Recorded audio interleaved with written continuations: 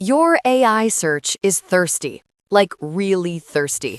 Every time you ask ChatGPT 20 to 50 questions, it chugs half a liter of water just to keep cool. Yeah, your existential crisis about what to cook for dinner is literally draining water supplies. But that's just the direct cooling water. The embedded footprint is 10 times larger. Every H100 chip in those servers required millions of gallons of ultra pure water just to be manufactured. According to internal Microsoft reports leaked yesterday, February 3rd, they're about to triple their water consumption this decade, 28 billion liters.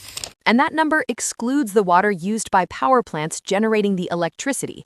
The real number is probably 10x higher, just so the servers don't melt when you ask it to write your breakup text. But here's where it gets absurd.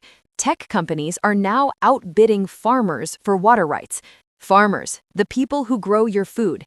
In places like Arizona and Jakarta, big tech is winning the bidding contest. They're building closed-loop systems and privatizing water access. If a city faces a day-zero drought, the data center has a contract, the farmer has a dry well. And guess what? Your utility bill is going up because you're literally competing with a data center for the same water pipe. So what's the play here?